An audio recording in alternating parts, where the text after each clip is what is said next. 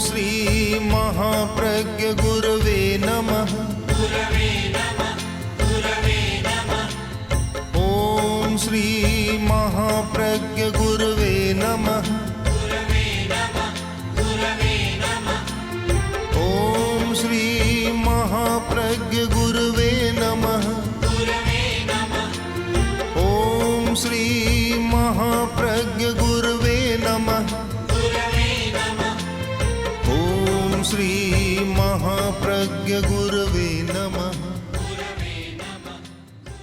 हमारी दुनिया द्वंद्वात्मक,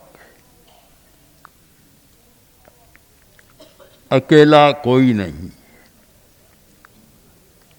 सुख है तो साथ में दुख है, हर्ष है तो साथ में शोक भी है।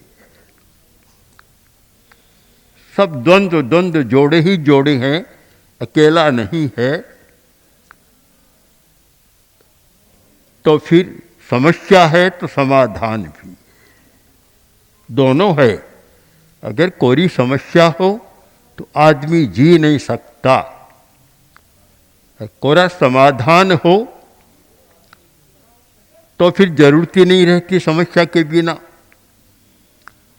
समस्या भी है, समाधान भी है। हमें ऐसे व्यक्तित्वों का निर्माण करना है जो समस्या को ठीक समझ सके और उसका समाधान खोज सके। गांवों की यात्रा कर रहे हैं, गांव में भी अनेक लोग आते हैं, समस्या रखते हैं। और समस्या तो सर्वत्र है, कहाँ नहीं है। गांव में भी है, जंगल में भी है,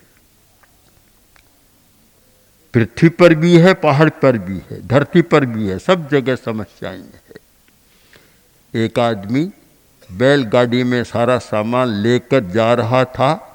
रास्ते में एक समझदार आदमी मिला, पूछा कहाँ जा रहे हो? कि जंगल में जा रहा हूँ। क्यों? कि गांव में गंदगी बहुत है, इसलिए जंगल में जा रहा हूँ। उसने कहा वापस चलो, गंदगी आदमी तो पैदा करता है, जंगल को साफ रहने दो, तुम वापस गांव में ही जाओ, जंगल में मत जाओ। बस आदमी जाएगा तो गंदगी पैदा होगी। कभी कभी हम लोग ये जो मल्टी स्टोरी बिल्डिंग होती है, बहुमंजिले मकान है, उनके नीचे जब रहने का मौका मिलता है तो दुर्गंध आती है। अब जहाँ सैकड़ों लोग ऊपर रह रहे हैं तो गंदा पानी, नाला, सब कुछ आता है। तो आदमी है, वहाँ गंदगी भी होगी, सफाई है, गंदगी भी है, दोनों है। तो हमें जीवन में समाधान खोजने का प्रयत्न करना सीखना है। समस्या को ठीक समझना और उसका समाधान खोजना। मुझे लगता है कि शिक्षा के साथ ये बात कम जुड़ी हुई है। आजकल शिक्षा की बहुत शाखाएं हैं।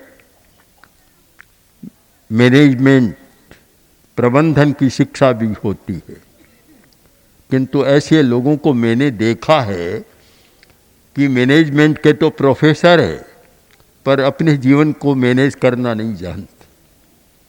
टाइम मैनेजमेंट नहीं है, स्ट्रेस का मैनेजमेंट नहीं है। केवल मैनेजमेंट पढ़ाते हैं पर अपने जीवन का प्रबंधन नहीं है।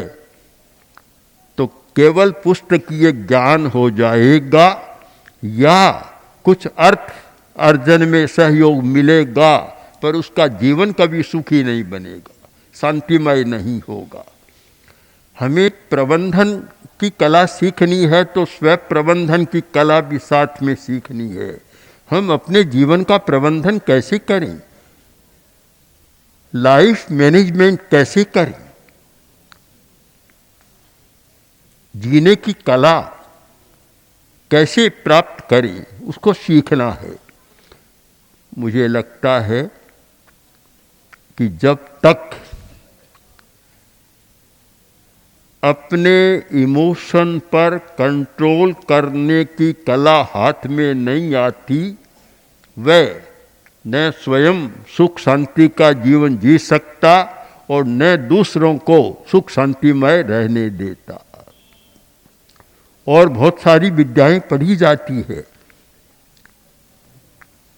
और ऐसे लोगों को मैंने तो बहुत देखा है, बहुत संपर्क में आए हैं। ऐसे डॉक्टरों को भी देखा कि जो दूसरों की चिकित्सा करते हैं, स्वयं बीमार हैं। दिल्ली में एक अध्यात्म साधना केंद्र है अपने समाज का। वहाँ हृदय रोग और प्रेक्षा ध्यान का प्रयोग चलता है। एक बार हम लोग दिल्ली से आ रहे थे और हरियाणा के पास पहुँचे तो जो प्रशिक्षक हैं वे सब शिविरार्थियों को लेकर आए, हृदय रोगियों को लेकर आए, जिनका प्रयोग अध्यात्म चिकित्सा के द्वारा हो रहा था। मैंने देखा उसमें 10 डॉक्टर थे, और वे डॉक्टर भी जो हृदय के चिकित्सक हैं वे भी शामिल थे। दूसरों के हृदय की चीरफाड़ करते हैं, चिकित्सा करते हैं, और स्वयं हृदय के रोगी हैं। हमें समस्या को समझना है कि हम दूसरों को ही देखें और अपने को न देखें, कभी समाधान नहीं होता। समस्या का समाधान तब होता है कि अपने को भी देखें और दूसरे को भी देखें। केवल अपने को देखना भी पर्याप्त नहीं और केवल दूसरे को देखना भी पर्याप्त नहीं है। दोनों अधूरी बातें हैं। दोनों को एक साथ देखना, अपने आप को भी देखना और दूसरे को भी देखना, तो कोई समाधान हो सकता है। अगर विद्यार्थियों को प्रारंभ से ही ये स्ट्रेस मैनेजमेंट या इमोशन पर कंट्रोल ओवर इमोशन ये बातें सिखा दी जाए तो अच्छे व्यक्तित्व का निर्माण हो सकता है। अन्यथा आज अहंकार बहुत बढ़ रहा है, आकांक्षाएं बहुत बढ़ रही है, और चुनाव के दिनों में तो खुलकर सामने आकांक्षाएं आती है। सत्ता आने के बाद भी आकांक्षाएं, धन की आकांक्षा और सत्ता की आकांक्षा, क्योंकि अहंकार प्रबल है। राजस्थान की एक कहानी है। एक लड़का जा रहा था, उम्र ज़्यादा नहीं थी, 10-12 वर्ष का था। रास्ते में भूख लग गई, प्यास लग गई। सोचा क्या करूं।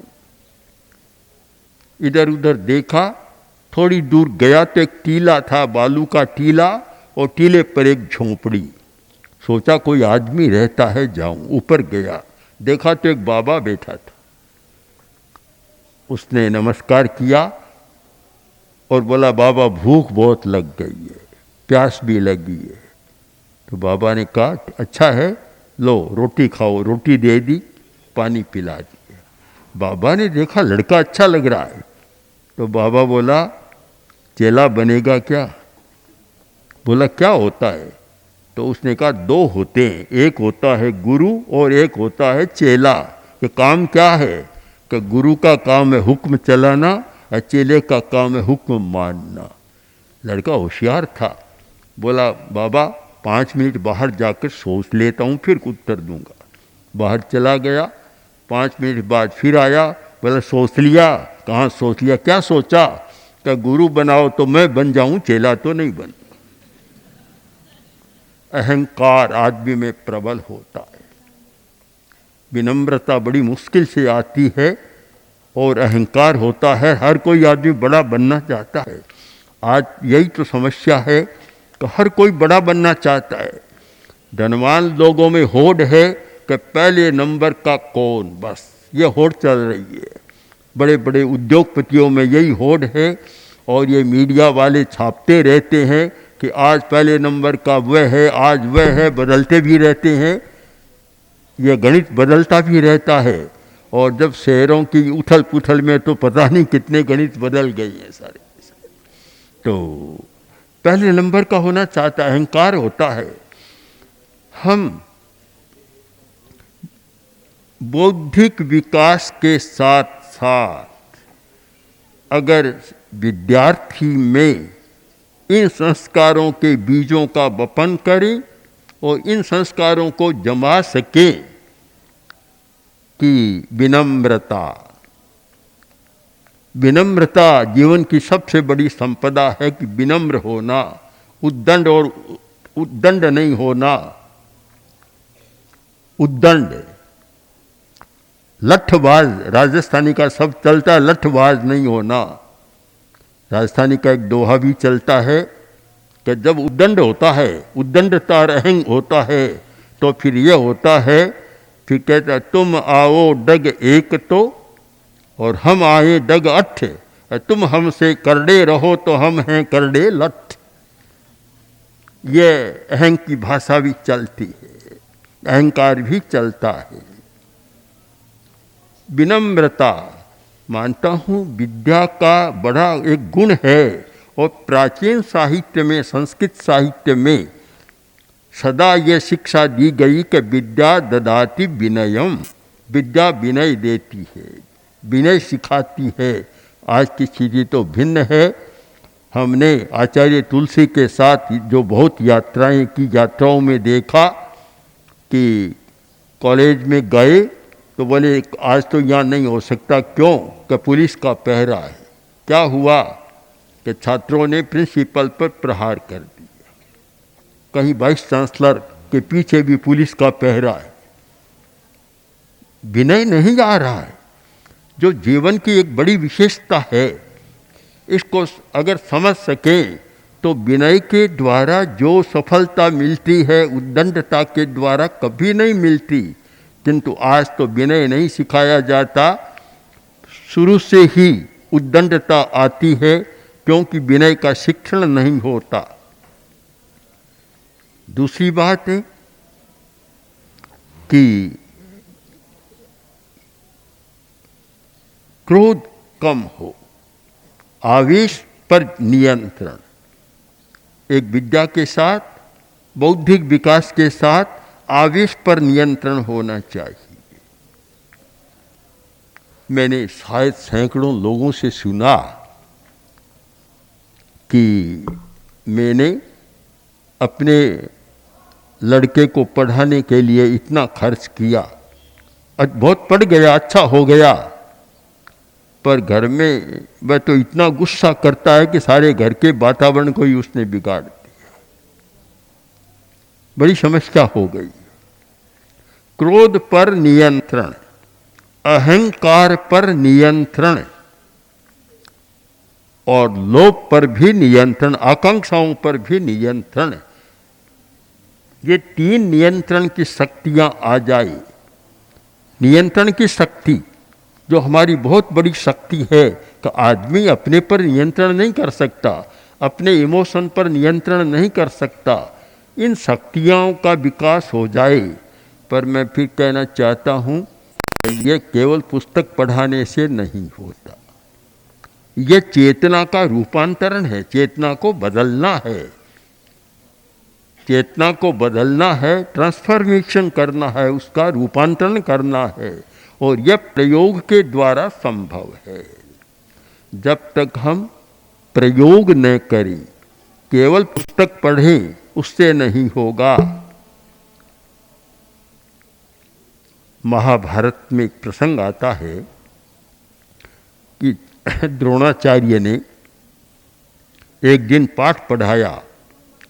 पढ़ने वाले कौरव और पांडव, राजपुत्र, पाठ पढ़ाया कि कोपम मा कुरु, क्रोध मत करो। कितने अक्षर? कोपम 2, मा 3, कुरु 2, 5 अक्षर का पाठ। कोपम मा कुरु संस्कृत का वाक्य है। पाठ पढ़ाया। दूसरे दिन द्रोणाचार्य ने पूछा, बोलो पाठ याद हो गया? सब ने कहा याद हो गया।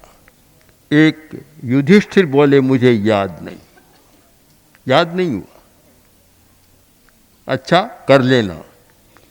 तीसरे दिन फिर पूछा कि बोलो पाठ याद हो गया? सब ने कहा हाँ, हमने पहले ही कह दिया। युधिष्ठिर से पूछा तो उसने कहा याद नहीं हुआ। द्रोणाचार्य को भी गुस्सा आ गया। बोले कैसा आज लड़का है, छोटा सा पाठ याद नहीं हुआ। अब आवेश गुरु को, पढ़ाने वाले को नहीं आना चाहिए, पर जब तक कंट्रोल नहीं होता आ जाता है। पाठ तो पढ़ा रहे हैं, कोपम महाकुरु, और स्वयं क्रोध में आ गए और एक चांटा जड़ दिया। युधिष्ठिर शांत रहे और बोले मुझे पाठ याद हो गया। द्रोणाचार्य के कैसे हो गया? अभी तो तूने कहा था पाठ याद नहीं हुआ, अब हो गया। बोला गुरुदेव बात यह है कि शब्द अक्षर तो 5 थे, कभी का याद हो गया, किंतु जब तक मेरे सामने कोई प्रसंग न आए तब मैं कैसे कहूँ याद हो गया। प्रसंग आया, आपने मारा, थप्पड़ मारी और मैंने क्रोध नहीं किया, अब मैं कह सकता हूँ कि पाठ मुझे याद हो गया। यह है प्रायोगिक बात। प्रयोग किया और पाठ याद हो गया। कोरा शब्दों का नहीं होता।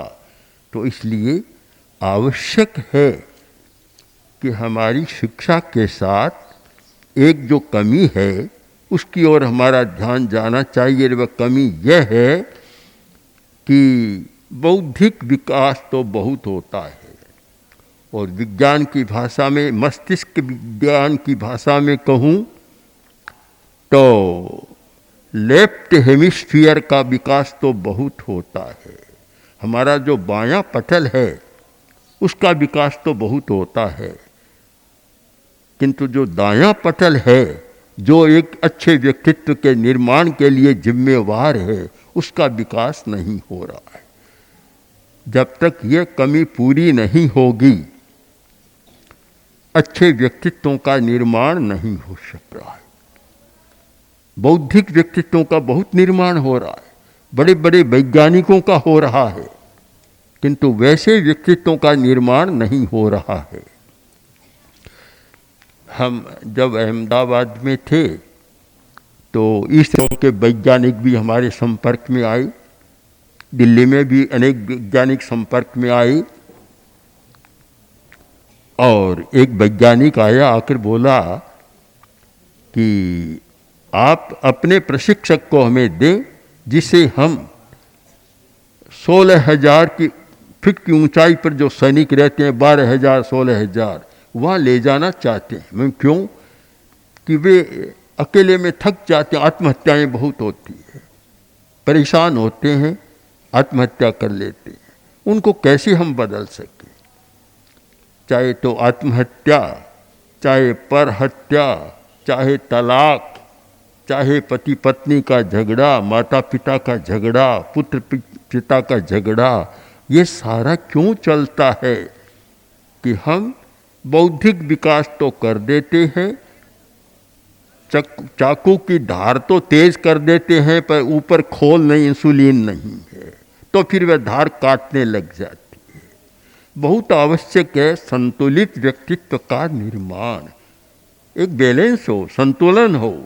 संतुलित व्यक्तित्व जिसमें बौद्धिक विकास भी है और जिसमें भावात्मक विकास, इमोशनल डेवलपमेंट, कोरा इंटेलेक्ट का विकास नहीं, कोरा इंटेलेक्चुअल नहीं बनाना है, उसे संतुलित व्यक्तित्व बनाना है, तो दोनों चाहिए।